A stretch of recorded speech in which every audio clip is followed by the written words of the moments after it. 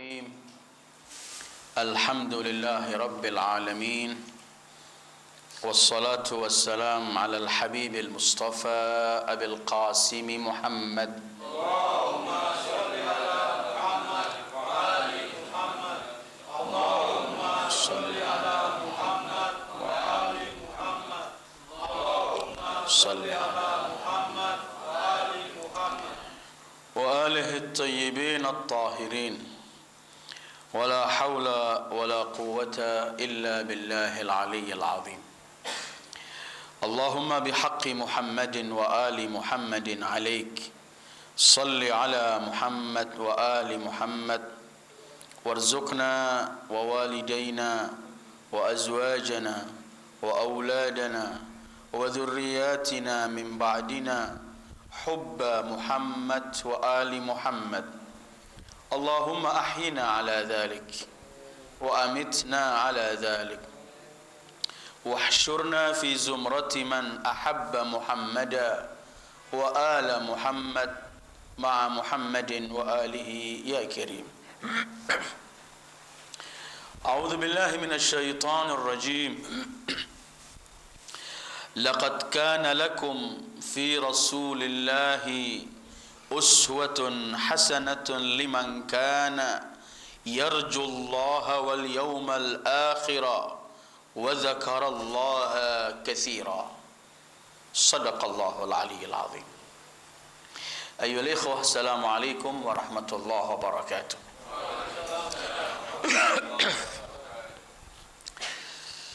Alhamdulillah, pada pertemuan-pertemuan yang lalu telah kita selesaikan surat Fatihah dalam 26 kali pertemuan. InsyaAllah setelah Fatihah memang kita akan pindah ke surat Al-Baqarah insyaAllah. Tetapi saya lihat di bulan Rabiul Awal tidak akan kita tinggalkan bulan ini, kecuali kita akan membicarakan mengenai beliau Sayyidil Wujud sallallahu alaihi wasallam. Setelah Rabiul Awal insyaAllah kita kembali kepada surat Al-Baqarah insyaAllah. Tetapi bulan Rabiul Awal, di mana setiap muslim di seluruh penjuru dunia pasti akan mengenang, membicarakan, mengkaji biografi Sayyidil Wujud sallallahu alaihi wasallam. Di setiap penjuru dunia apabila muncul bulan ini pasti mereka akan mengenang Rasulullah sallallahu alaihi wasallam. Dan memang harus dikenang, dan bukan hanya di Rabiul Awal, tetapi setiap bulan, setiap minggu, setiap hari, setiap saat tidak boleh kita pisah dengan Rasul sallallahu alaihi wasallam. Pernah kita bicarakan bahwa ada satu hubungan yang paling erat antara makhluk dengan Khalik, antara seorang hamba kepada Allah, yaitu as-salah. Tetapi hubungan semacam itu pun Allah tidak mengizinkan kita pisah dengan Sayyidil Wujud. Bahkan salat kita itu diterima atau tidak tergantung kita hadirkan beliau bersama kita saat kita menghadap pada Allah. Salat yang kita harus berfokus kepada Allah, meninggalkan segala hubungan sesama makhluk. Kita hanya berfokus iyyaka na'bud wa iyyaka nasta'in. Tetapi salat itu belum sah kalau kita tidak hadirkan beliau sallallahu alaihi wasallam, untuk kita bertasyahud kepada beliau dan untuk kita berkata assalamu alayka ayyuhan nabi wa rahmatullah wa barakatuh. Jadi bukan hanya di bulan Rabiul Awal, tetapi ketika muncul bulan Rabiul Awal pasti kita akan mengenang hari kelahiran beliau yang harus kita sambut, kita meriahkan sebagai untuk mewujudkan, membesarkan syiar Allah, dan sekaligus untuk mewujudkan rasa terima kasih kita kepada beliau sallallahu alaihi wasallam. Karena keberadaan Rasulullah Shallallahu Alaihi Wasallam di tengah-tengah umat manusia, Allah sebutkan sebagai manna minna. Laqad manna Allah 'alal mu'minin id ba'atsa fihim rasulan min anfusihim. Kalimat man yang disebut minnah, pemberian, ini artinya sesuatu yang harus disyukuri. Minnah harus disyukuri. Sementara mensyukuri kebesaran Rasulullah tidak pernah orang mampu. Jadi sepanjang zaman manusia ini mempunyai utang budi yang tidak pernah bisa dibayar mengenai keberadaan beliau sallallahu alaihi wasallam. Karena itu Allah menyebutkan manallahu 'alal mu'minin. Dan sebenarnya seseorang belum dinamakan dia seorang muslim sejati kalau dia tidak hidup bersama Rasul sallallahu alaihi wasallam dalam seluruh aspek kehidupannya. Belum seorang disebut muslim sejati kalau belum mendengarkan dan kemudian mempraktekkan apa saja yang diserukan Rasulullah, enak untuk dirinya atau tidak enak, mengandung resiko atau tidak, dalam keadaan senang atau dalam keadaan genting, tetap seorang muslim sejati harus hanya saja mengiyakan apa yang diserukan Sayyidil Wujud. Karena itu Allah gamblang menyebutkan dalam surat An-Nisa, fala wa rabbik la yu'minun hatta yuhakkimuka fima syajara bainahum thumma la yajidu fi anfusihim harajan mimma qadaita wa yusallimu taslima. Belum mereka sempurna, belum mereka beriman dalam arti iman yang sempurna sebelum mereka bertahkim kepadamu dan kemudian menerima ketentuanmu dengan lapang hati, dengan senang dan pasrah, hanya mengiyakan. Seperti 2 minggu lalu kita baca firman Allah, ma kana lil mu'minin wala mu'minatin ma kana lil mu'minin wala mu'minatin idza qada Allah wa rasuluhu amran an yakuna lahumul khiyaratu min anfusihim wa man ya'si Allah wa rasulahu faqad dhalla dhalalan ba'ida.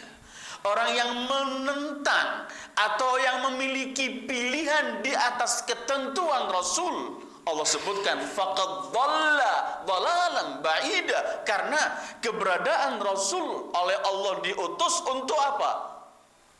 Wa ma arsalna min rasulin illa liyuta' biiznillah. Rasul diutus harus hanya ditaati.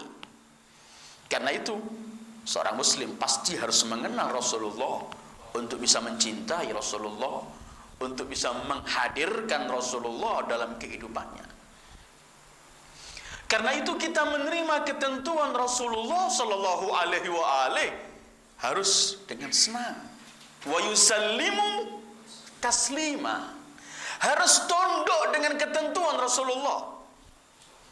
Ayyuhal ikhwah, Rasul tidak pernah berjalan di gang-gang Mekah atau dimanapun beliau berjalan di bumi Allah kecuali tumbuh-tumbuhan, kecuali batu, dan kecuali yang sekelilingnya sujud dan bersalam kepada Rasulullah sallallahu alaihi wasallam. Tidak ada makhluk Allah yang tidak menundukkan kepala untuk menghormati Rasulullah sallallahu alaihi wasallam. Jibril, malaikat yang dipuji oleh Allah dalam Al-Quran, begitu agung. Innahu la rasulun karim dzi quwwatin 'inda dzil 'arsy makin muta'in thamma amin. Rasul yang mulia Jibril mempunyai kedudukan yang tinggi di sisi Allah, pemilik arsy, memiliki kekuatan, muta, ditaati seluruh malaikat, amin, yang dipercaya oleh Allah. Tetapi Jibril di depan Rasulullah sallallahu alaihi wasallam, dengan bangga Jibril menjadi khadim Rasulullah.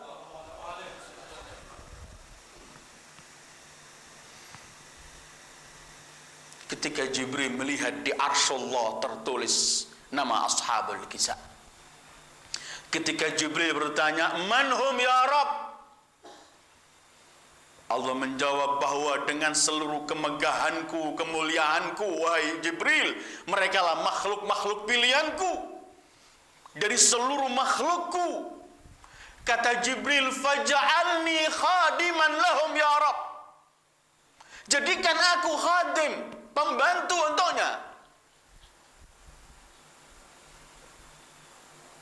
Sehingga dalam pujian-pujian untuk Rasulullah mereka berkata, apa yang bisa kita berikan pujian kepada keluarga Rasul yang Jibril sendiri sebagai khadim datuknya Muhammad sallallahu alaihi wasallam.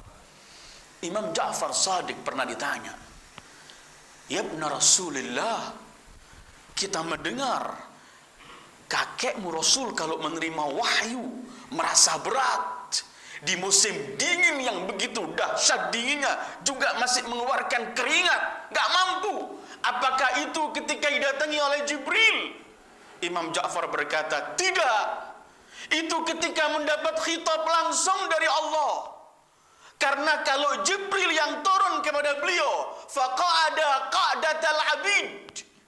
Jibril kalau turun depan Rasulullah, duduk seperti duduknya budak di hadapan Rasulullah Sayyidil Wujud sallallahu alaihi wa alihi.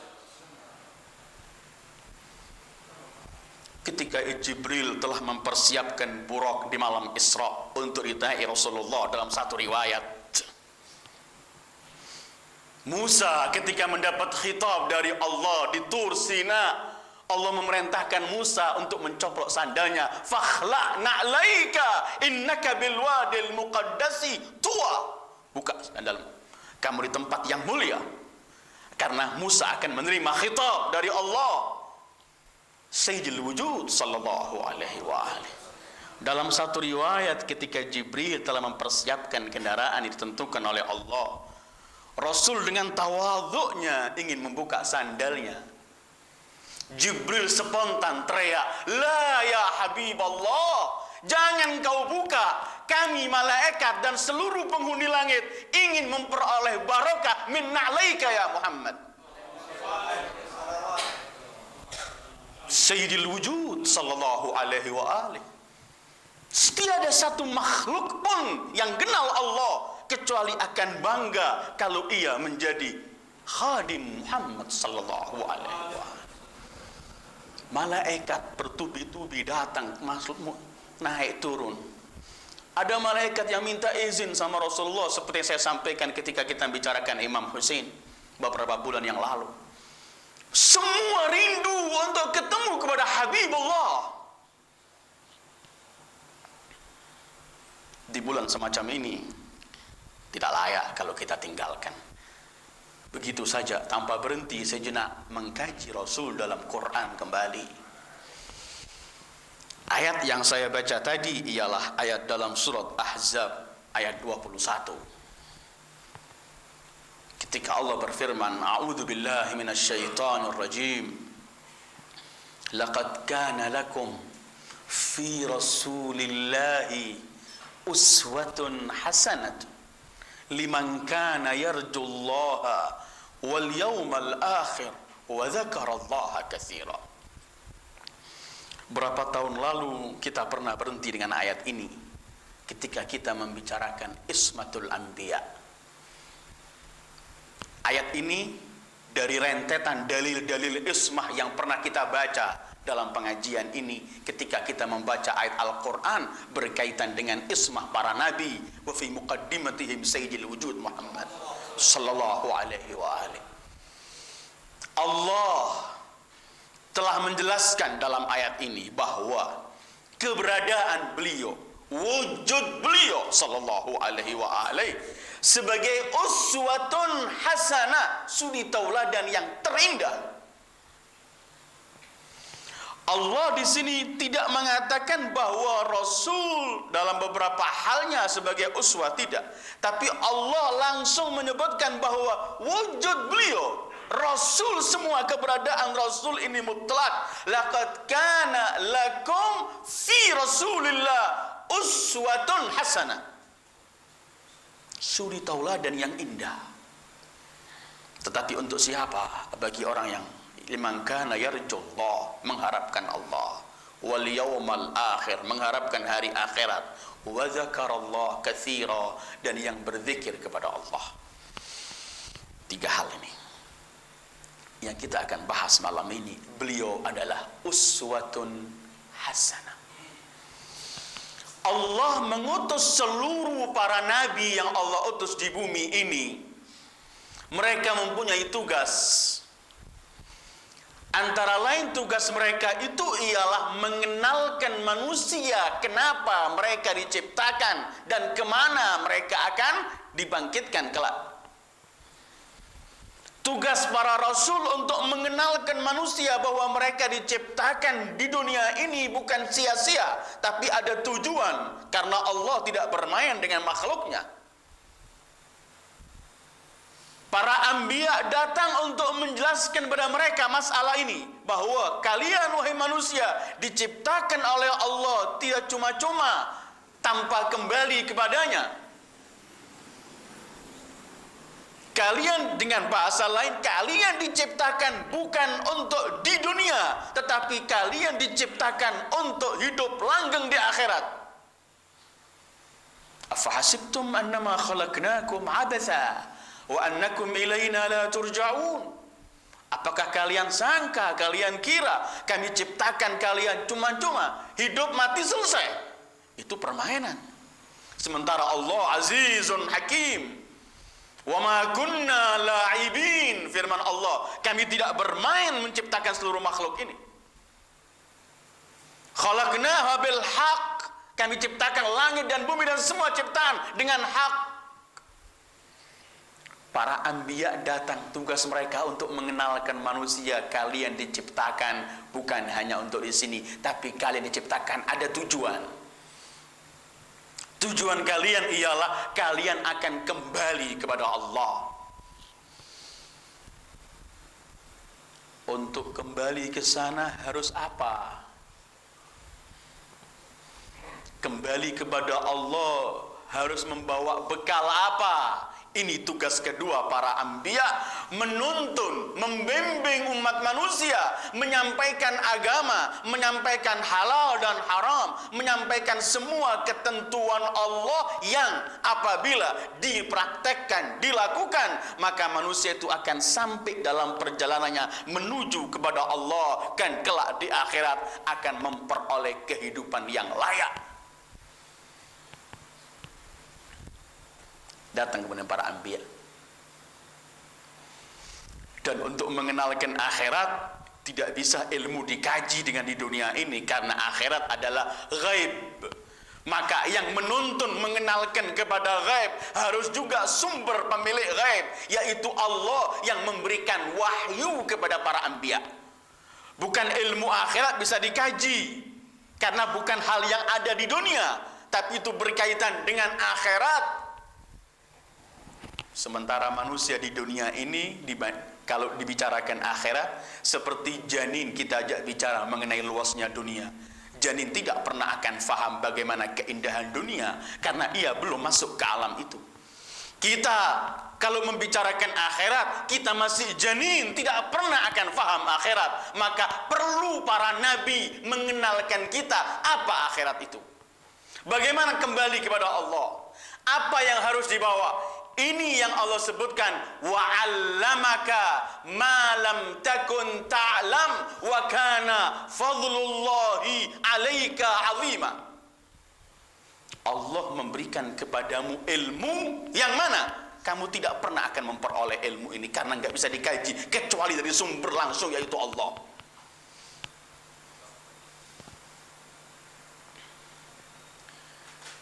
Para anbiya untuk mengenalkan umat bahwa mereka diciptakan tidak cuma-cuma, tapi ada tujuannya, bahwa mereka akan kembali kepada akhirat. Kedua, para anbiya menjelaskan kepada umat ini untuk kembali kepada akhirat, untuk menemukan Allah Rabbun Ghafur, menemukan ridha Allah, menemukan surga Allah, harus dengan ketentuan ini. If'al, laksanakan, wala taf'al, jangan laksanakan. Ada halal, ada haram, ada perintah, ada larangan. Tugas para nabi. Karena itu Allah mengglobalkan yang dibawa Rasul ini untuk pada kehidupan kita.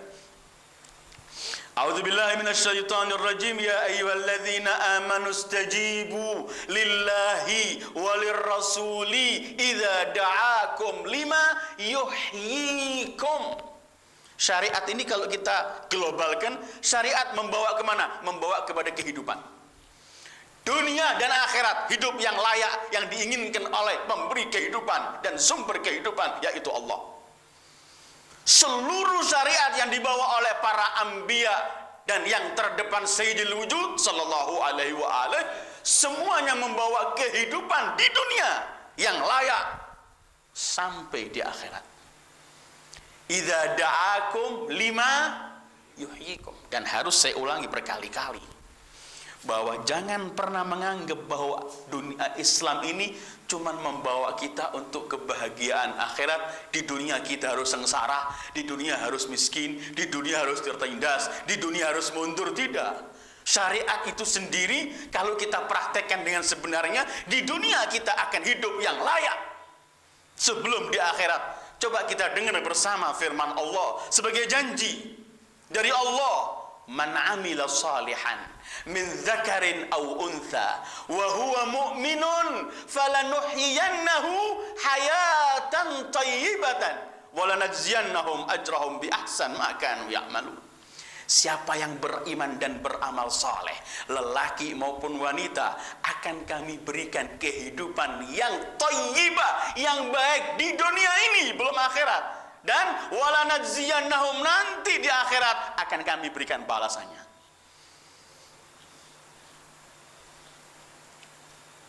Lah sejarah hitam kaum muslimin ini bagaimana? Kok merosot, mundur, tertindas, miskin semua? Apa karena kita berpegangan Islam sampai menjadi begini? Atau bahkan karena sebaliknya, karena ketika kita tinggalkan Islam yang sebenarnya, maka kita jadi terpuruk semacam ini. Dan seperti di awal pembicaraan, setiap kita jauh dari Rasulullah, setiap kita celaka. Sudah, itu cuma pegangannya. Kalau kita pernah membaca sejarah dalam Al-Quran ketika Allah membicarakan mengenai peperangan Uhud. Perang Uhud, singkat perang Uhud ialah Rasul pernah berkata kepada 50 pengikutnya, kalian di atas gunung untuk yang melempar musuh-musuh dengan anak panah. Kalian jangan turun. Kita menang atau kalah, tetaplah di gunung. Pertama mereka waktu di gunung melempari musuh dengan anak panah, mendapatkan kemenangan. Mulai musuh mulai mundur. Mereka melihat dari bawah, dari atas.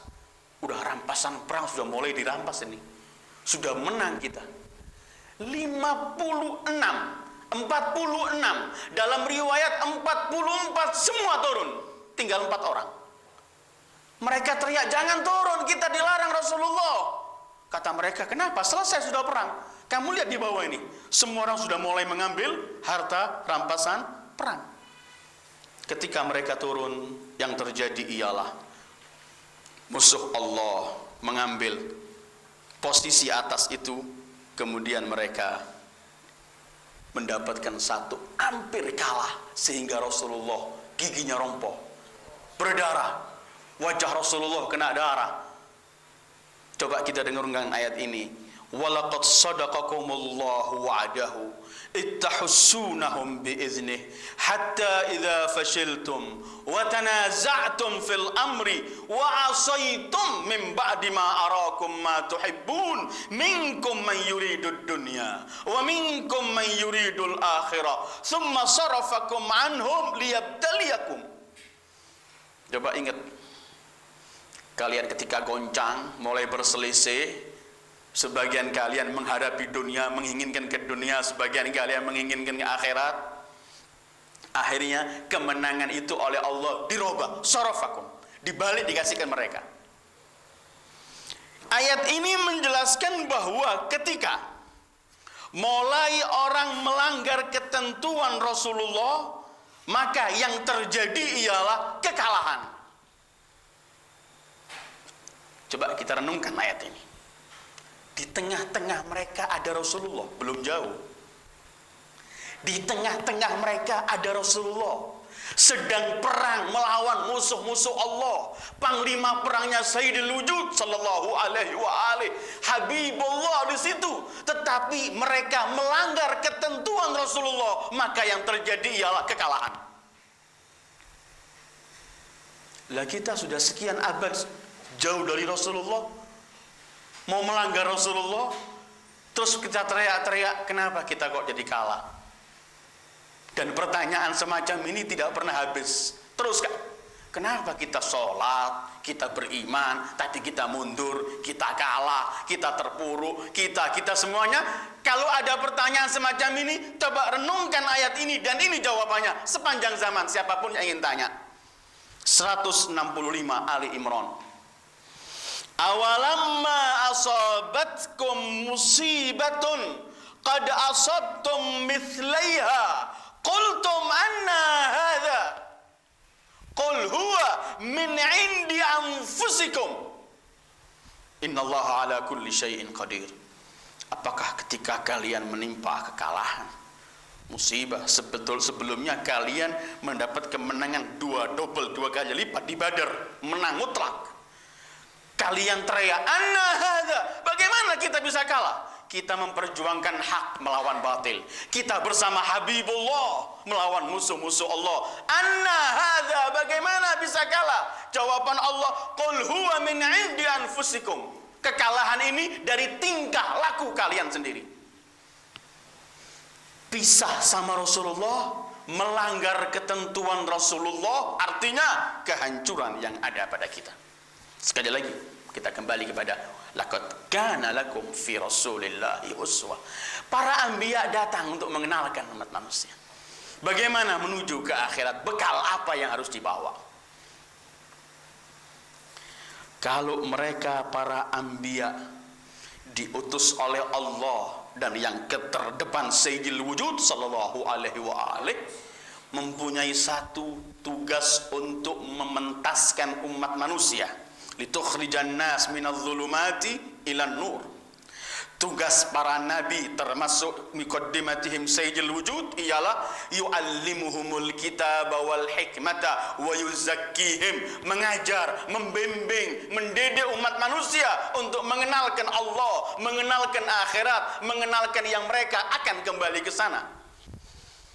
Kalau nabi tugasnya mengajari umat manusia, membimbing, mendidik, maka nabilah orang pertama yang harus mencakup seluruh kemuliaan. Baru para nabi itu mengajarkan kepada yang lain. Kalau para anbiya tugasnya sangat-sangat murni, sangat suci, maka para anbiya pertama harus disucikan oleh Allah dari segala kekeliruan. Kalau tugas anbiya ialah yu'allimuhumul kitab wa yuzakkihim, mengajari umat manusia, mensucikan jiwa manusia, maka para anbiya manusia pertama yang diajari oleh Allah dan disucikan oleh Allah sehingga tidak ada kekeliruan apapun dari para anbiya. Maka ayat laqad kana lakum fi rasulillahi uswatun hasanah memberikan pengertian kepada kita bahwa Rasul maksum sallallahu alaihi wa alihi tidak pernah melakukan perbuatan dosa besar maupun kecil, sekecil apapun. Tidak sengaja apa atau lupa atau alpa, tidak sama sekali, dijaga oleh Allah. Karena Rasul itu diciptakan oleh Allah untuk membimbing umat manusia dalam melakukan kebaikan, maka Rasul itu disajikan oleh Allah kepada umat manusia sudah sempurna terdahulu. Setelah sempurna baru diperlu manusia untuk mengikuti dan menjadikan beliau sebagai suri tauladan. Ayat ini membawa puncak arti ismat Rasul sallallahu alaihi wa alihi. Tidak bakal dipilih oleh Allah untuk menjadi suri tauladan yang harus diikuti, kecuali manusia tersebut terdahulu ialah manusia kamil yang paling sempurna. Kalau enggak sempurna, maka tidak akan dijadikan oleh Allah sebagai contoh dan suri tauladan. Kalau kita sudah meyakini ayat ini, kita akan menemukan ayat-ayat Al-Quran yang lain yang semuanya menjelaskan mengenai kepribadian Rasulullah Sallallahu Alaihi Wasallam. Kalau ada perbuatan yang baik menyampaikan manusia kepada Allah, maka yang terdepan pertama melakukan kebaikan itu ialah Sayyidul Wujud Muhammad Sallallahu Alaihi Wasallam. Kalau ada perbuatan yang jelek, harus manusia meninggalkan perbuatan itu agar bisa sampai kepada Allah. Maka manusia pertama yang meninggalkan semua kejelekan itu ialah Sayyidul Wujud Sallallahu Alaihi Wasallam.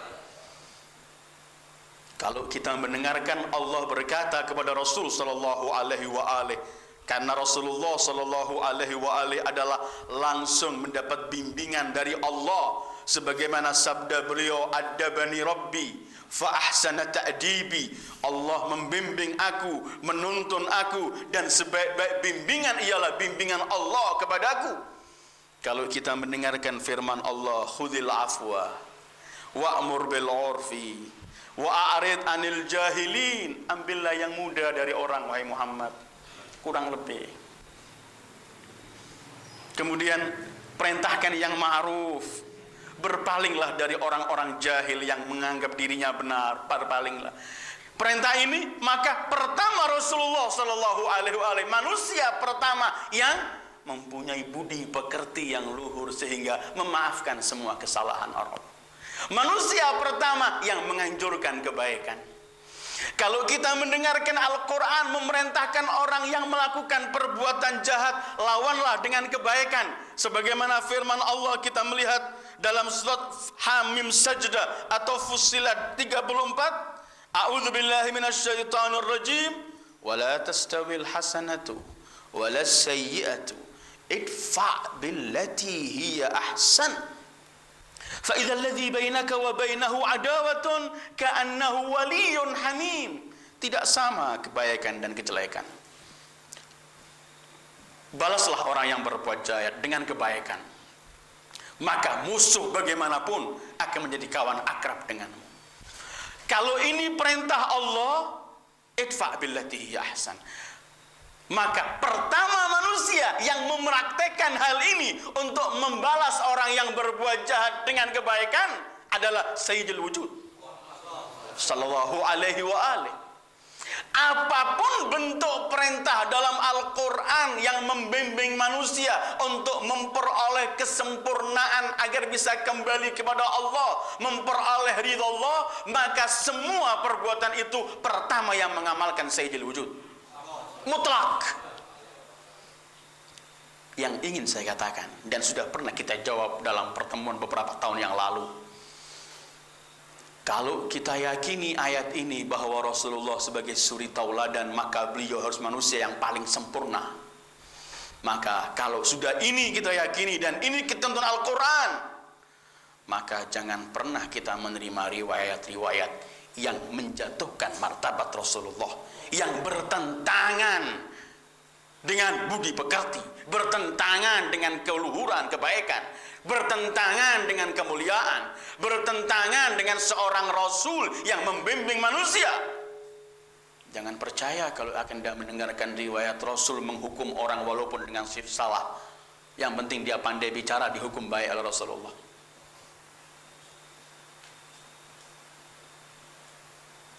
Jangan mau mendengarkan Rasul diolok-olok oleh musuh Allah karena nggak nempati janji. Jangan lagi kita mendengar Rasul dipermalukan musuh-musuh Allah karena tidak bilang insya Allah di hadapan Allah dalam sesuatu yang ia janjikan, yang beliau janjikan. Apalagi jangan pernah kita percaya Rasul pergi jauh, hampir bunuh diri karena menganggap wahyu tidak lagi datang. Jangan lagi kita mempercayai riwayat Rasul pernah bohong. Jangan lagi kita bisa mempercayai Rasul ke rumah sahabatnya, kemudian diketok pintunya, keluar istrinya. Kata sang istri, suamiku sedang tidak ada. Kalau kamu mau masuk silahkan ya Rasulullah. Rasul masuk dan kemudian meletakkan kepalanya di pangkuan istrinya, istri kawannya. Hal-hal semacam ini akan menjatuhkan martabat Rasulullah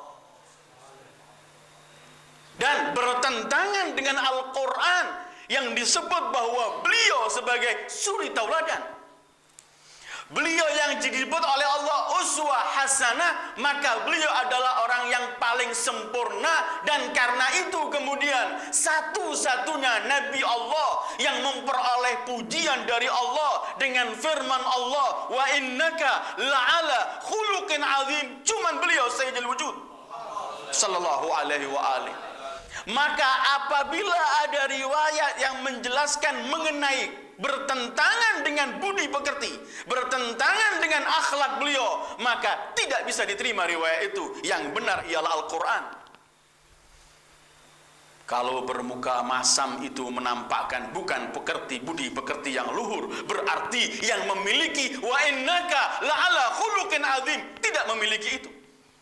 Kalau meremehkan orang miskin yang mau belajar itu bukan budi pekerti yang luhur, berarti bukan itu yang dipraktekkan Rasulullah. Karena akan bertentangan wa innaka la'ala khuluqin azim. Seorang Rasul yang pertama diperintah oleh Allah untuk hidup sabar dengan orang miskin. Wasbir nafsaka ma'alladzina yad'una rabbahum bil ghadati wal 'ashi yuriduna wajha wa la ta'du 'ainaka 'anhum turidu zinatal hayatid dunya wa la tuti' man aghfalna qalbahu 'an dzikrina wattaba'a hawa fa kana amruhu furuta ila akhirih. Semua yang bertentangan dengan budi pekerti, kemuliaan apapun jenisnya, maka Rasul harus jauh dari itu. Sallallahu alaihi wa alihi. Dan inilah arti konsekuen bahwa Allah menjadikan Rasul sebagai uswatun hasanah. Kalau Rasul menghukum orang tanpa salah, ini bukan uswah hasanah yang baik, karena kita dilarang oleh Allah. Kalau Rasul dalam Al-Quran Allah menjelaskan seorang Rasul tidak boleh berkompromi dengan musuh-musuh Allah, walaupun mereka itu keluarga, walaupun kerabat, apapun kalau mereka itu tidak bersama Allah, maka Rasul harus jauh dari mereka. Maka jangan kita percaya kalau ada Rasul sedih memikirkan orang kafir mati. Coba kita baca firman Allah dalam surat Al-Mujadalah.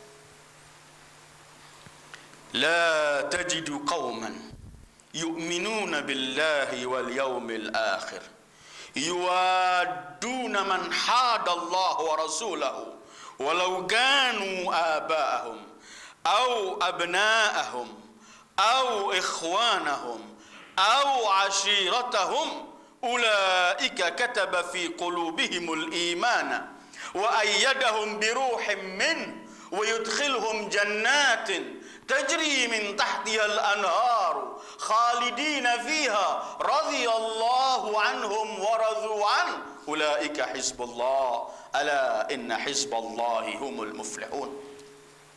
Engkau wahai pribadi mulia Sayyidul Wujud sallallahu alaihi wasallam tidak menemukan seorang yang beriman kepada Allah dan hari akhirat kemudian mereka mencintai orang-orang yang memusuhi Allah dan Rasulnya, walaupun mereka itu ayah-ayah mereka, atau anak-anak mereka, atau saudara-saudara mereka, atau keluarga mereka. Artinya, Allah melarang seorang mukmin mencintai orang yang memusuhi Allah dan Rasulnya, siapapun orang tersebut, ayahnya, anaknya, saudaranya, keluarganya. Kalau ada firman Allah semacam ini, berarti manusia pertama yang mempraktekkan tidak mencintai musuh Allah adalah Sayyidul Wujud, siapapun dia.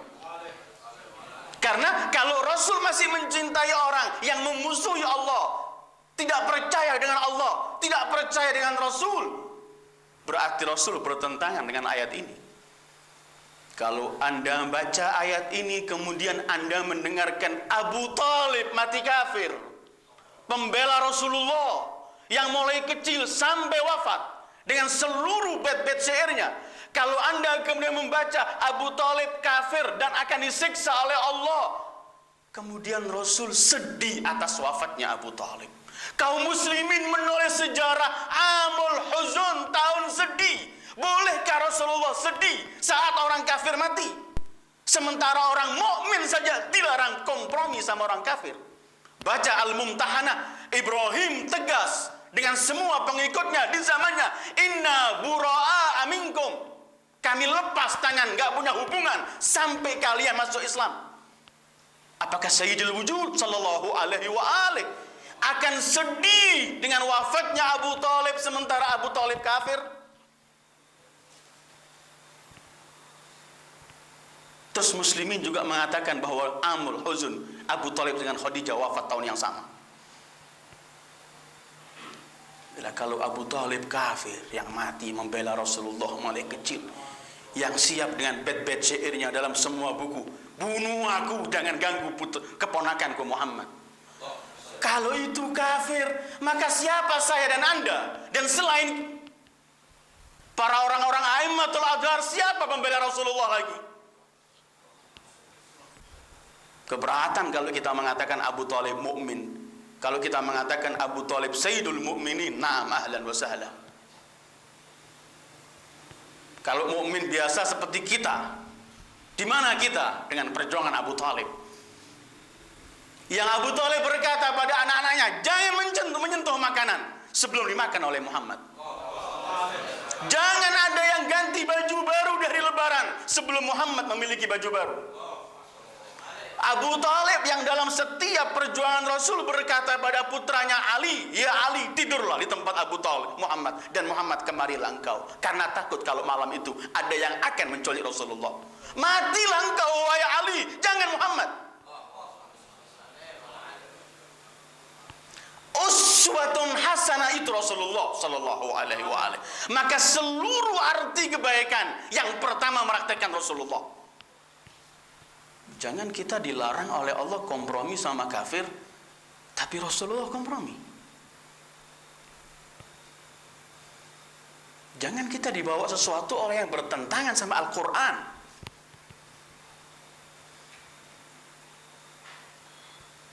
Laqad kana lakum fi Rasulillahi uswah. Untuk mengenal ayat ini pertama ialah kita yakini bahwa yang dijadikan oleh Allah sebagai uswah, suri tauladan, harus manusia yang paling sempurna, harus manusia itu yang mempraktekkan seluruh isi Al-Quran terdahulu. Baru seluruh perintah Al-Quran yang pertama melaksanakan Rasulullah. Seluruh larangan yang Al-Quran melarang, pertama yang meninggalkan Rasulullah sallallahu alaihi wasallam.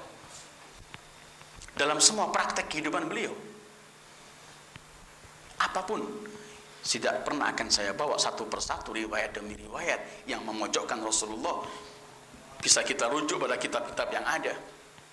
Belum lama ini seorang Mesir mengarang kitab namanya Difa' Anir Rasul, Soleh Wardani pengarangnya. Bisa kita temukan bagaimana membela Rasulullah dan menolak seluruh riwayat-riwayat yang bertentangan dengan kesucian Rasulullah sallallahu alaihi wasallam. Uswatun hasanah, suri tauladan, berarti beliau adalah manusia yang paling sempurna. Apapun arti kemuliaan, Rasul yang terdepan. Kalau kita berbicara akhlak, Allah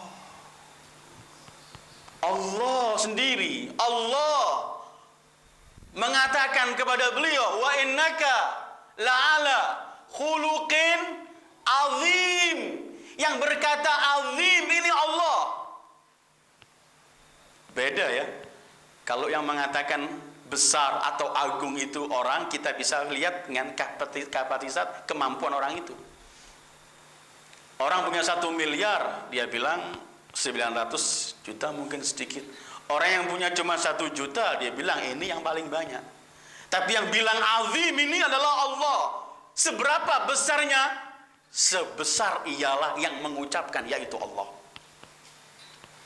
Mungkin kita masih ingat ketika seorang Yahudi tanya mengenai kebesaran Rasulullah kepada Imam Ali. Kenapa kamu menganggap nabimu lebih mulia daripada nabi-nabi Bani Israel, khususnya nabi kita Musa? Seberapa agung nabimu? Musa kan kalimullah. Musa dibawa. Imam Ali kemudian mengatakan begini, aku bawakan kepadamu 3 ayat Al-Quran, dan itu sebagai cermin mengenai kebesaran Nabiku Muhammad sallallahu alaihi wa alihi. Imam Ali membaca firman Allah, wa in ta'uddu ni'matallahi la tuhsuha. Allah menyebutkan kalau kalian mau menghitung-hitung nikmat Allah, kalian tidak pernah mampu menghitungnya. Menghitungnya ya, belum mensyukuri. Menghitungnya lah, gak pernah mampu. Dalam seluruh wujud terbentuk ada nikmat Allah di sini. Seluruh dunia yang kita lihat, karena kita sekarang hidup di dunia ini, belum kita bicara nikmat akhirat. Seluruh dunia yang begini luas dengan beraneka macam kenikmatan Allah, Allah menyebutkan la ta' wa in ta'uddu ni'matallahi la tuhsuha. Begini luas. Ayat kedua kata Imam Ali, tapi dunia yang begini luas dengan seluruh kenikmatan Allah yang kita nggak mampu menghitung itu, oleh Allah disebut wa ma mata'ul hayatid dunya illa qalil. Katanya Allah, seluruh kenikmatan dunia ini qalil. Kenikmatannya kita nggak mengatakan, dikatakan nggak bisa menghitung, tapi seluruh jagat wujud ini ada nikmat Allah, dan seluruh nikmat itu menurut Allah qalil. Kalau dunia dengan seluruh kenikmatannya Allah sebut qalil, maka dengarkan apa yang disebut Allah mengenai kekasihku Muhammad, wa innaka la'ala khuluqin azim. Tapi engkau wahai Muhammad atas budi pekerti, atas din azim mulia. Dunia seisinya qalil, lakin akhlakku Muhammad azim.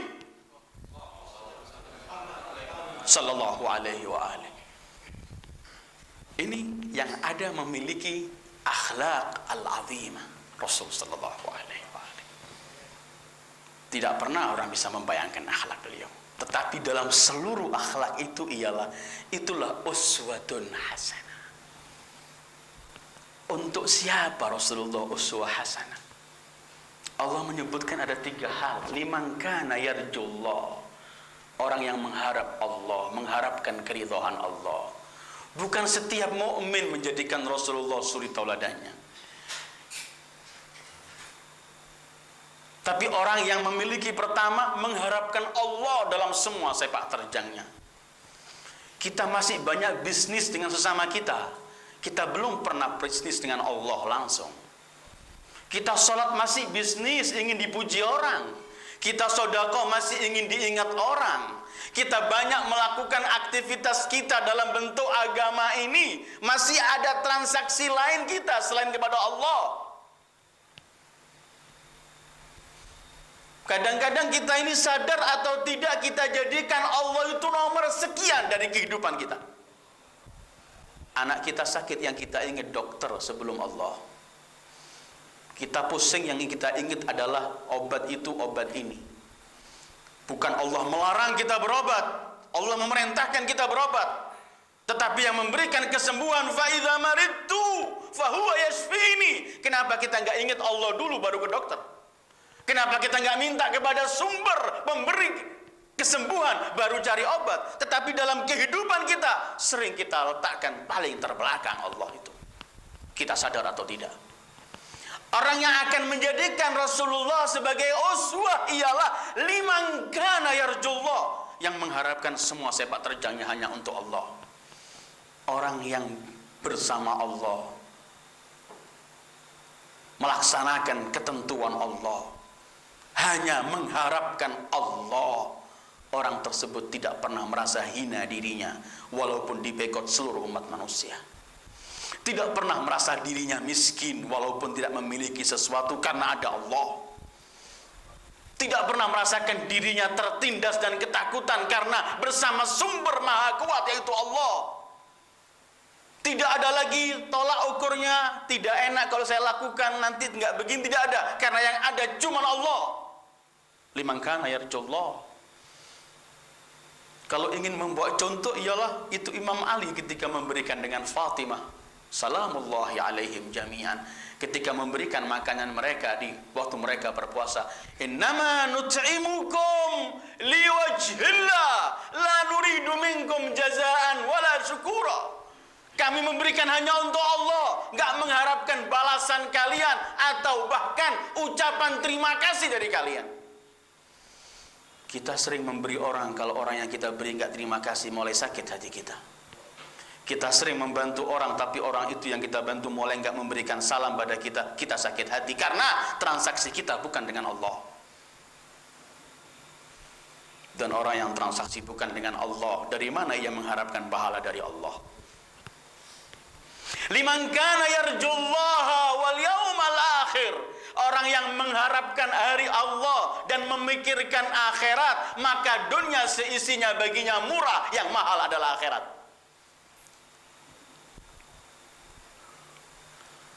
Dan yang ketiga, wa dzakarallaha katsira. Orang yang selalu ingat pada Allah. Zikir kepada Allah bukan hanya dengan lisan, walaupun itu sebagian zikir, tapi zikir kepada Allah ialah segala sesuatu dalam semua gerak-gerik kita, perbuatan kita mengingatkan kita kepada Allah. Kalau kita diajak untuk melakukan yang haram, kita ingat Allah, dan ingat pada Allah itu yang mencegah kita untuk melakukan haram. Itu zikir kepada Allah.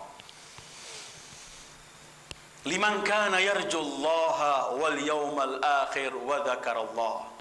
Tidak bisa orang meniru menjadikan Rasulullah yang suci, yang disucikan oleh Allah. Tidak bisa orang meniru Rasulullah kalau masih kotor. Enggak bisa dekat kotor ini dengan yang maha suci, Sayyidil Wujud sallallahu alaihi wasallam. Karena itu tugas para nabi ialah yu'allimuhum wa yuzakkihim. Ayat lain yuzakkihim wa yu'allimuhum.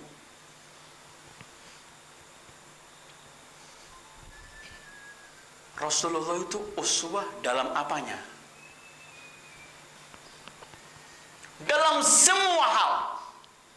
Setiap nabi memiliki kemuliaan. Allah berikan pada masing-masing para nabi kemuliaan. Dan seluruh kemuliaan yang pernah Allah berikan kepada seluruh para nabi itu, semuanya Allah berikan kepada Sayyidil Wujud. Dan ditambahi sesuatu yang belum pernah diberikan oleh para anbiya. Maka kalau makhluk Allah yang paling mulia, manusia yang paling Allah dari makhluk Allah ialah para anbiya, maka anbiya yang paling mulia ialah ulul azm, Ibnu Ibrahim, Musa, Isa. Maka ulul azm dari ulul azm yang paling mulia Sayyidil Wujud Muhammad sallallahu alaihi wa alihi. Dalam apa saja Rasulullah uswah? Dalam semua bentuk kebaikan dan untuk seluruh lapisan umat manusia. Sejarah beliau terbuka dari alif sampai ya. Siapa kita? Anak yatim, ada uswah dari Rasulullah. Beliau dilahirkan belum pernah menatap wajah ayahnya. Beliau lahir, ayahnya telah wafat, sehingga tidak sempat menyebut abi, yang sempat spontan Rabbi. Sayyidil Wujud sallallahu alaihi wasallam. Orang yang hidup yatim, contoh pertama Sayyidil Wujud, uswatun hasanah. Orang yang ditinggal ibunya wafat masih kecil, mendapatkan contoh dari Rasulullah sallallahu alaihi wasallam. Ketika ibu beliau Aminah alaihissalam wafat, beliau masih umur 6 tahun. Orang yang hidup dengan datuknya memiliki uswah dari beliau Sayyidul Wujud ketika 2 tahun hidup dengan Abdul Muttalib. Orang yang hidup dengan pamannya mendapatkan contoh dari Rasulullah ketika hidup dengan Abu Talib. Seorang pemuda mendapatkan contoh dari Rasulullah bagaimana masa muda Rasulullah. Masa muda yang begitu suci. Tiada satu orang di Mekah tanpa jahiliyah kecuali menyebut beliau As-Sadiqul Amin. pemuda yang bersih, suci. Siapa kita? Anak kecil, pemuda, pedagang. Dari mulai awal melihat bagaimana Rasulullah mulai berdagang dengan Abu Talib, membawa harta Khadijah. Contoh, ketika datang pada Khadijah mengembalikan seluruh hartanya, inilah yang saya jual dan ini keuntungannya. Yang disebut oleh sekelilingnya Al-Amin, orang yang paling jujur. Siapa kita? Untuk menjadi orang yang menyelesaikan permasalahan, menyelesaikan perselisihan, menyelamatkan agar nggak terjadi perselisihan. Rasul sebelum Jibril turun bawa wahyu pertama, Rasul telah mendamaikan ketika mereka hampir kelahi untuk mengangkat Hajar Aswad. Beliau yang dipilih, Sayyidil Wujud. Contoh, orang yang sebagai suami, contohnya ada pada Rasulullah. Bagaimana Rasulullah dengan Khadijatul Kubra alaihissalam? Bagaimana Rasulullah bertutur kata yang indah dengan istrinya? Bagaimana sikap beliau bersama istrinya? Dan bagaimana kemudian balasan sang istri setia Khadijah kepada Rasulullah?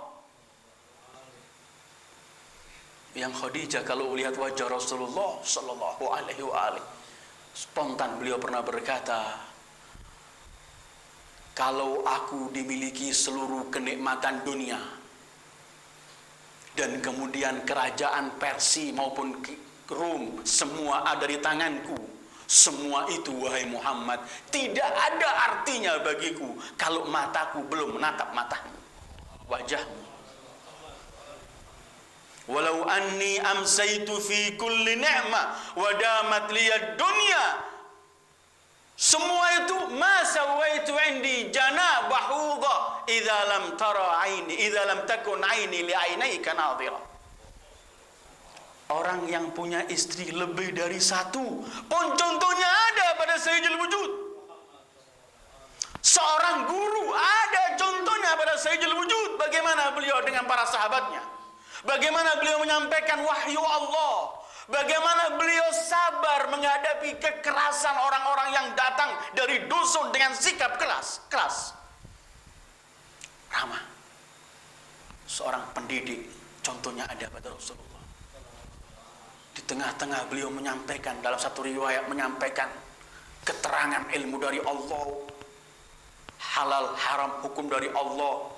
Ada kalau beliau itu sedang menerangkan, orang menyebutkan semua orang dengan diam, ka'anna ala ru'usihimut thair. Majlis beliau, majlis wibawa, semua orang diam seakan-akan di kepala mereka masing-masing ada burung. Takut kalau gerak lari burung ini, terbang. Diam.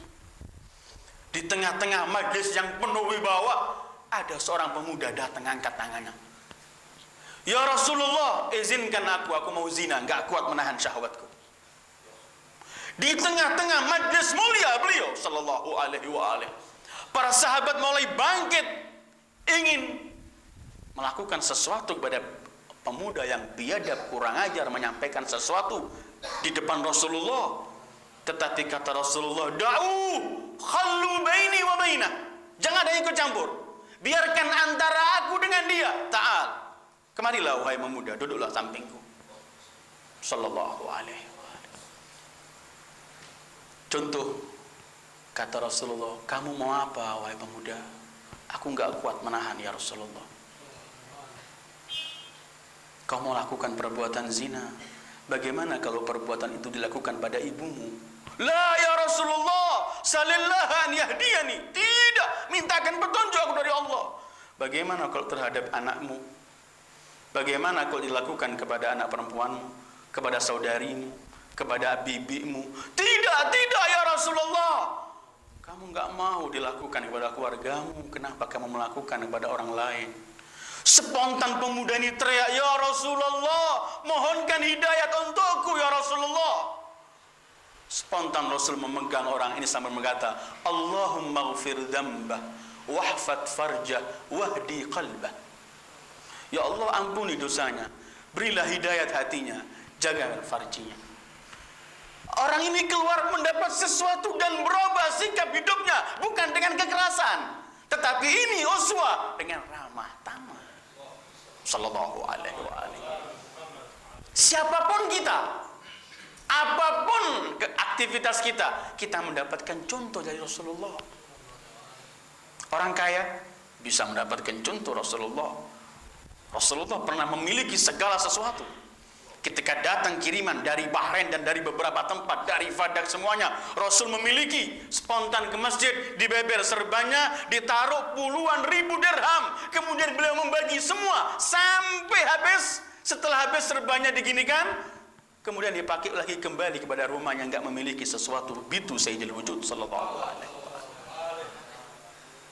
Ketika orang enggak memiliki sesuatu, beliau yang meletakkan batu di perutnya karena enggak makan sesuatu berhari-hari.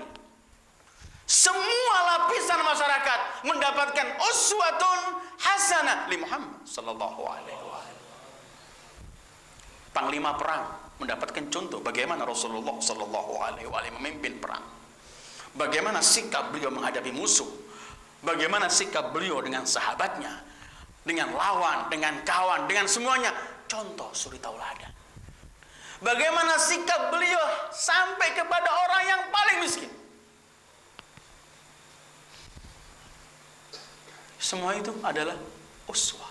Ini yang wa innaka la'ala khuluqin azim. Tidak ada yang tertinggal ayyuhal ikhwah. Dan ini yang dilakukan cuman adalah al-insanul kamil. Bagaimana orang yang mendapatkan bermacam-macam cobaan, ditinggal lari oleh beberapa orang dalam peperangan. Bagaimana ketika beliau perang memperjuangkan agama melawan musuh-musuh Allah, sujat rubaiyatuh. Luka, berlumuran darah dari wajah beliau. Dalam satu riwayat beliau cepat-cepat membasuh darah. Beliau enggak menginginkan darahnya jatuh seteteskan ke bumi. Cepat-cepat beliau bersihkan. Ditanya, kenapa ya Rasulullah? Takut kalau darahku setetes pun ke bumi, Allah akan menurunkan azab untuk mereka. Allahumma hdi qaumi fa innahum la ya'lamun. Ya Allah, beri petunjuk, mereka belum tahu. Seorang dai mendapatkan contoh dari beliau. Bagaimana ketika di Taif diusir?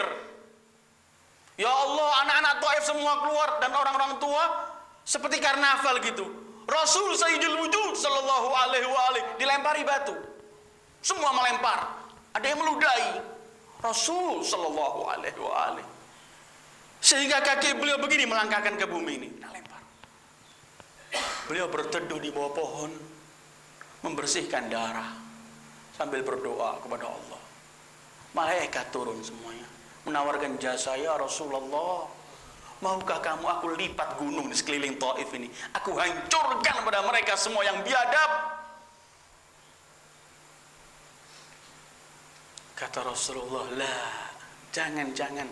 Kalau mereka hari ini menolak dakwaku, aku masih mengharapkan anak cucu mereka yang akan berkata, la ilaha illallah Muhammadur Rasulullah. Sehingga waktu itu malaikat yang menjaga gunung teriak, anta ya Muhammad kama sammaka rabbuk bil mu'minin raufur rahim. Kamu seperti dinamakan oleh Tuhanmu, sangat berbelas kasihan. Ini dakwah beliau, ini orang masuk karena sikap beliau. Ini uswah. Fabima rahmatin minallahi linta lahum. Walau kunta faddan ghalidhal qalbi lam faddu min haulik. Karena ramah tamahmu, karena rahmat yang kamu miliki, kamu bisa ramah tamah, lembut bersama mereka. Tidak pernah membalas kejahatan dengan kejahatan selagi diri beliau. Tapi jangan bermain dengan hukum Allah. Kalau urusan hukum Allah, ketentuan Allah, Rasul nggak pernah berhenti. Pasti akan melakukan sesuatu yang harus beliau lakukan. Tidak lagi ada maaf dan ampun untuk itu. Orang sebagai yang memperoleh kemenangan mutlak, contohnya ada pada Rasulullah. Bagaimana waktu Fath Makkah, dengan 10.000 bala tentara beliau datang. kembali ke Mekah, yang tadinya diusir dari Mekah, dikejar pengikutnya, dibunuh, sekarang kembali dengan penuh kemegahan. Apa yang terjadi?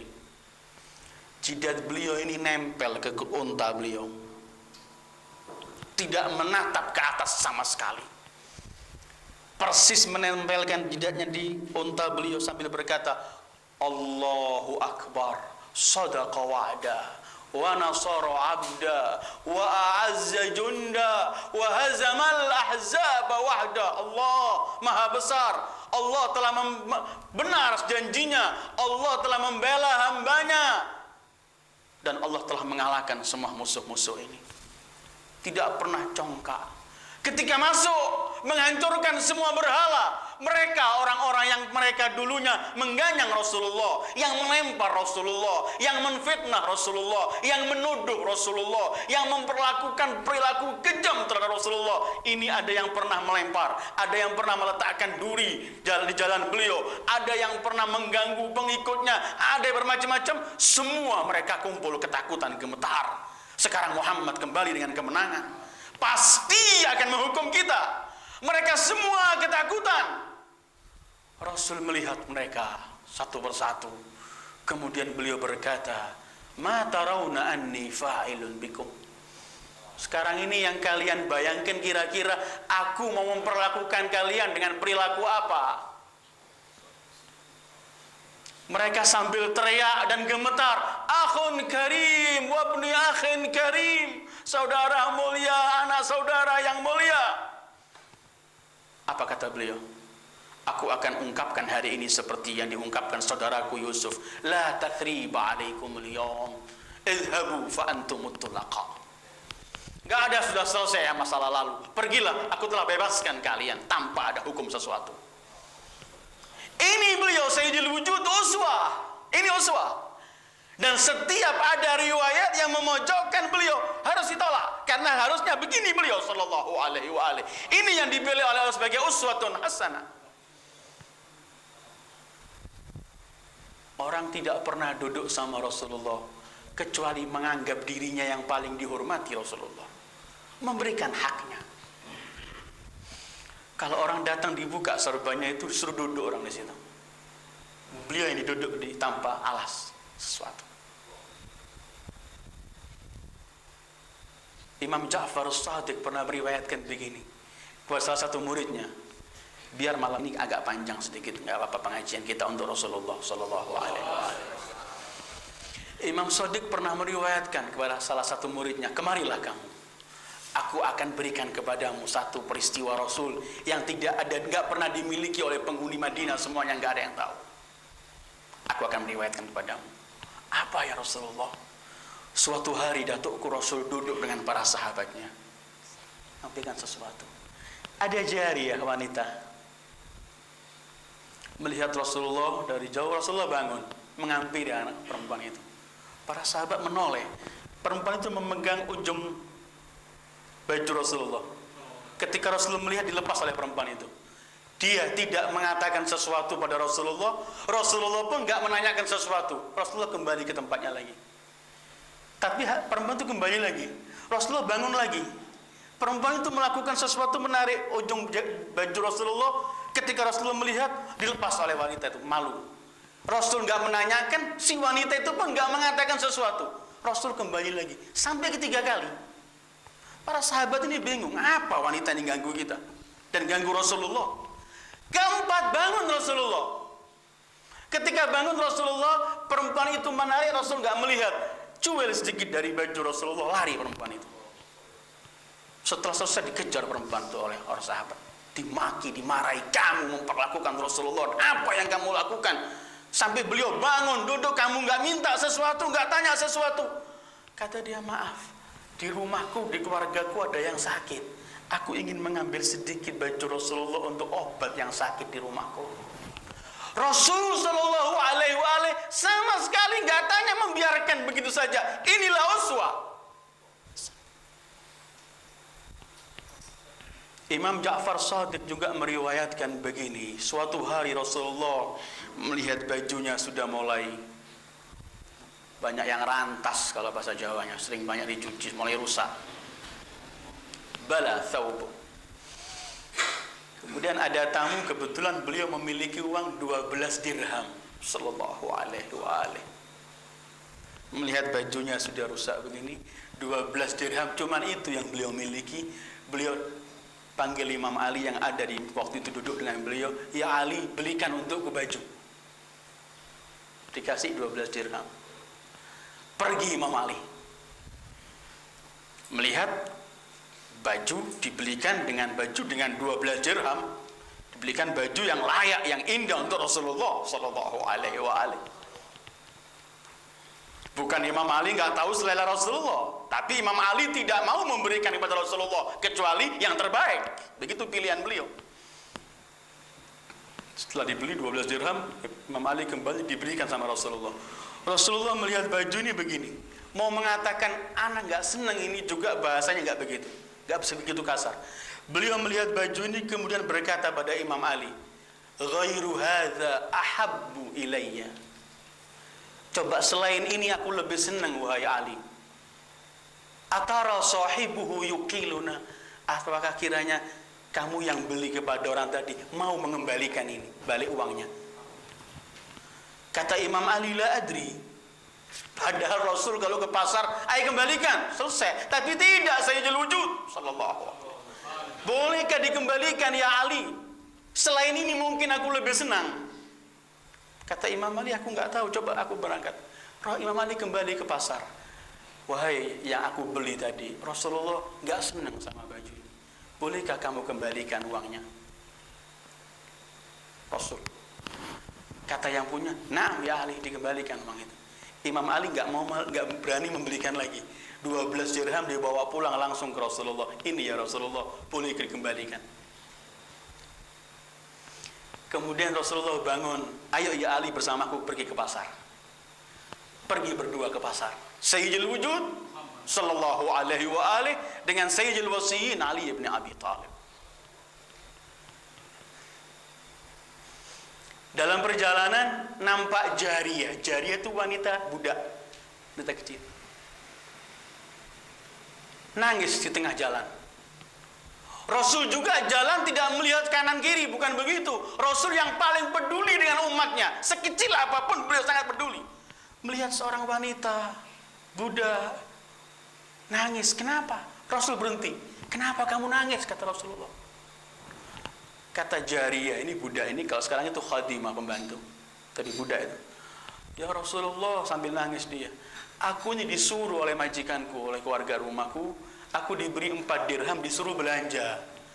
Tapi uangnya hilang ya Rasulullah. Aku nggak berani pulang sekarang.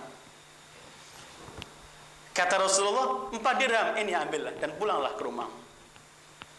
Uangnya tinggal 8 dirham. Pergi ke pasar. Yang dipilih baju Rasulullah ialah baju yang 4 dirham. Melihat baju, dibeli 4 dirham, langsung dipakai, terus memuji kepada Allah. Alhamdulillah. Memakai baju yang baru. Keluar dari toko itu mau pulang ke rumahnya, tidak lama ada orang miskin teriak dengan baju compang-compeng. Man kasani kasahullah fil jannah, kata orang itu. Siapa yang memberikan aku baju, semoga Allah memberikan baju pada dia min thiyabil jannah. Kata Imam Rasulullah, dibuka bajunya yang baru dibeli. Untukmu ini. Sallallahu alaihi wasallam. Tinggal 4 dirham kembali, dibelikan baju yang tadi sama. Dipakai lagi, fahamidallah, langsung memuji kepada Allah. Mau pulang ke rumahnya. 4 dirham dikasihkan kepada wanita yang nangis tadi. 4 dirham dibelikan baju dikasihkan orang yang tadi, yang 4 dirham baju beliau pakai. Mau pulang, wanita itu masih nangis. Rasulullah melihat lagi. Kenapa kamu belum pulang? Kok masih di sini menangis? Ya Rasulullah, aku sudah terlambat lama. Aku takut kalau pulang dimarahi. Sallallahu alaihi wa alihi. Fa idza rahimta fa anta ummun aw abun. Hadzani fid dunya humar rahamau. Aku takut, aku sudah terlambat. Aku pulang, rupanya majikannya juga keras. Takut kalau dia pulang. Walaupun sekarang uangnya sudah diganti, tapi terlambat ini pasti ada hisabnya, ada hukumannya. Kata Rasulullah, sudahlah kamu berjalan di belakangku, aku di depan, tunjukkan mana rumah majikanmu. Rasul yatasyaffa' lil khadimah. Rasul mau menyelesaikan urusan seorang wanita pembantu budak.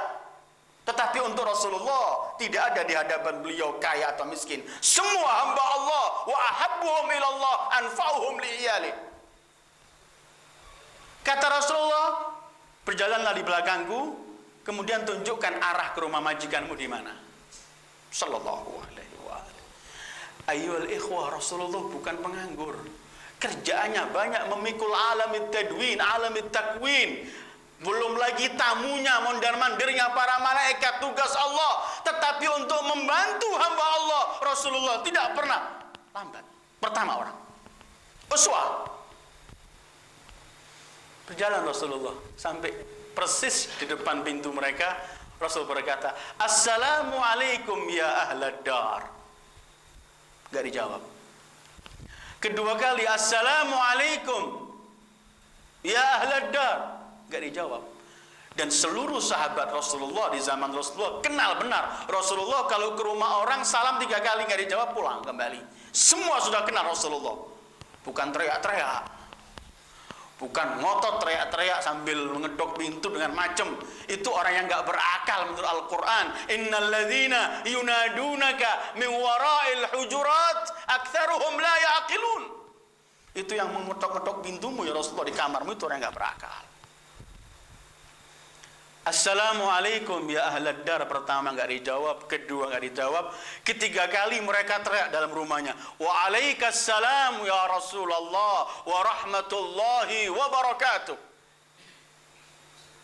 Dibuka pintunya. Kata Rasulullah, kenapa kalian enggak menjawab salamku yang pertama maupun kedua? Limadza taraktum ijabati assalam al-awwal wa tsani? Kata penghuni rumahnya, kita ingin dapat barokah salamu terus ya Rasulullah. Kita mau sekali, 2 sampai 3 kali. Memang kita mendengar, cuman kita ingin memperoleh kita dan rumah ini memperoleh salam darimu. Allah, salam dari Rasulullah sallallahu alaihi wa alihi. Satu penghargaan khairun minad dunya wa ma fiha. Kami mendengarkan salam ya Rasulullah, cuman kami ingin mendapatkan barokah darimu. Apa kata Rasulullah? Hei, jariyat kalian ini terlambat. Karena itu tolong jangan dilakukan sesuatu. La tu'akhidhuha. Jangan diperlakukan sesuatu karena keterlambatannya. Artinya maafkan dia telah terlambat datangnya. Teriak orang yang ada rumahnya. Ya Rasulullah, hiya hurratun limamsyak. Karena kedatanganmu ke rumah ini, wanita ini bukan cuman kita maafkan, kita bebaskan liwajhillah.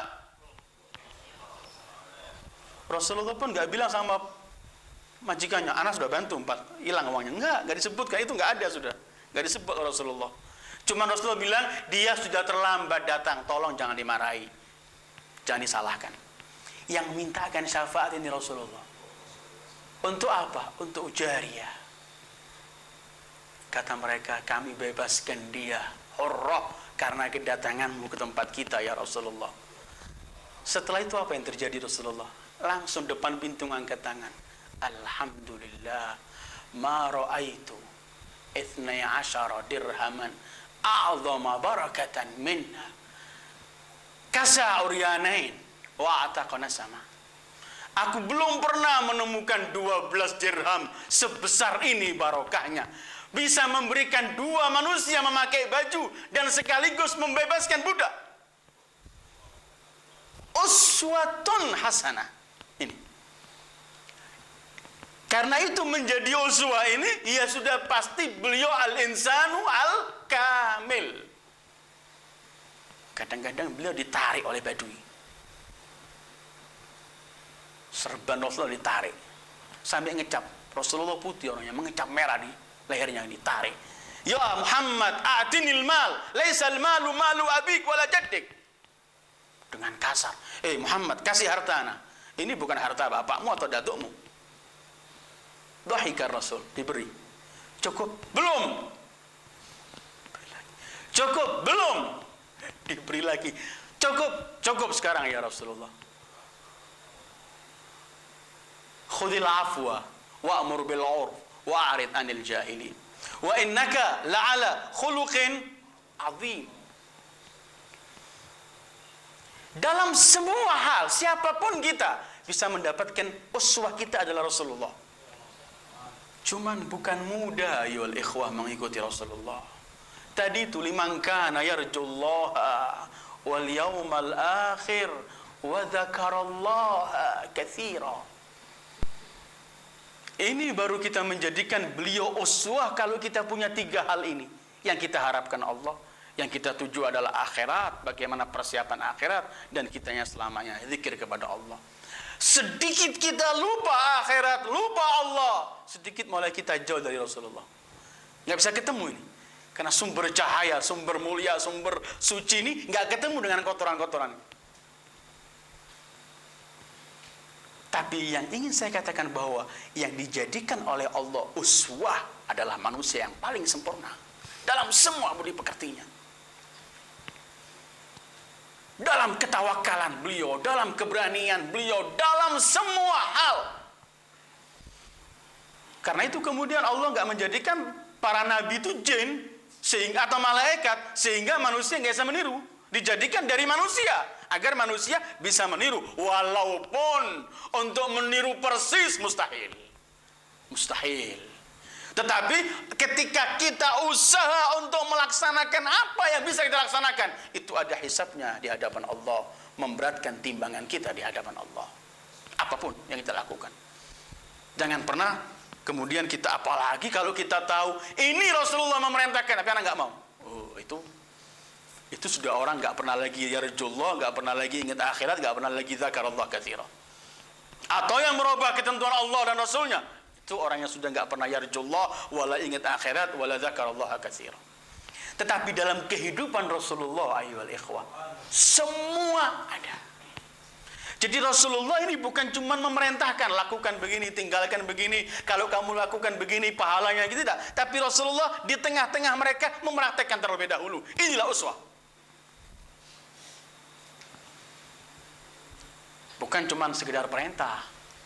Kalau beliau merintahkan sahabatnya untuk menggali parit, beliau juga menggali. Beliau juga menggali. Sahabatnya perintahkan mengumpulkan kayu, beliau juga mencari. Sahabatnya disuruh mengangkat batu, beliau juga mengangkat. Begini beliau sallallahu alaihi wa alihi sayyidul qaum khadimuhum.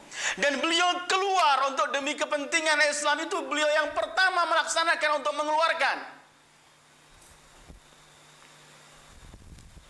Agar orang kemudian berebut untuk melakukan kebaikan, bukan lebih senang hanya untuk menerima. Ketika beliau mau hijrah, beliau berkata kepada Abu Bakar, siapkan 2 unta. Allah mengizinkan aku untuk hijrah malam ini ke Yathrib. Abu Bakar dengan bangga memberikan 2 unta. Ini 1 untukmu, 1 untukku ya Rasulullah. Kata Rasulullah, berapa harganya aku bayar? Tidak ya Rasulullah, tidak, ini pergi hijrah untuk Allah. Aku ingin mendapatkan sesuatu dari Allah. Ketika unta beliau berhenti di Madinah, yang di situ dibangun masjid, ketika berhenti unta beliau, beliau tanya, ini tanah milik siapa? Aku akan kubangun masjid di sini. Orang yang punya datang, ini milik kita ya Rasulullah, ini untukmu kita berikan, untuk ke masjid. Tidak, aku beli, berapa harganya? Ini untuk jalan Allah. Laqad kana lakum fi Rasulillahi uswah. Ini uswah. Orang yang datang ingin melakukan keperbuatan yang keji di hadapan Rasulullah, orang yang benci sama Rasulullah, ketemu berubah dengan Rasulullah. Sering saya ulang-ulangi, mudah-mudahan antum gak bosan. Ceritanya tawanan yang di Madinah itu, Abu Thumamah yang ditawan. Rasulullah kalau pagi mendatangi dia, tawanan lo ini. Kaifa haluk? Bagaimana keadaanmu? Kata ketawanannya, in taqtul dadam wa in tarham darahim. Kalau kamu bunuh, kamu membunuh makhluk yang bernyawa. Kalau kamu belas kasihan, kamu akan memberikan belas kasihan kepada sanak keluargamu sendiri. Kita sesama orang sini. Kata Rasulullah, berikan makanannya dan minumannya. Besok pagi datang lagi, bagaimana keadaan? Jawabannya orang itu sama. Beliau menoleh pada sahabatnya, berikan makanan dan minuman untuk dia. Hari ketiga datang lagi Rasulullah, setiap hari datang. Tawan tanya, kaifa haluk? Jawabannya juga sama gitu. In taktul taktul dadam wa in tarham tarham darahim. Kata Rasulullah, berikan makanannya dan lepaskan sudah. Sallallahu alaihi wasallam. Ketika dilepaskan orang itu lari. Lari cari salah satu kebun kurma yang ada sumur, dia mandi, terus kembali ke Rasulullah setelah mandi. Ya Muhammad, dia bilang. Orang kalau dari dusun begitu kalau bicara, ya Muhammad, laisa ala wajhil ardi wajhun abghad ilayya min wajhik. Wa laisa ala wajhil ardi dinun abghad ilayya min dinik. Muhammad, tidak ada di muka bumi ini wajah yang paling kubenci seperti wajahmu. Dan tidak ada agama yang paling kubenci seperti agama yang kamu bawa. Lakin al-ana ya Muhammad, laisa ala wajhil ardi wajhun ahab ilayya min wajhik. Wa laisa ala wajhil ardi dinun ahab ilayya min dinik. Ya Muhammad, asyhadu an la ilaha illallah wa annaka ya Muhammad Rasulullah. Sekarang ya Muhammad, tidak ada wajah yang lebih aku cintai, tidak ada agama yang lebih aku cintai seperti wajah dan agama yang kamu bawa. Sekarang aku bersaksi, tidak Tuhan kecuali Allah dan engkau Muhammad utusan Allah.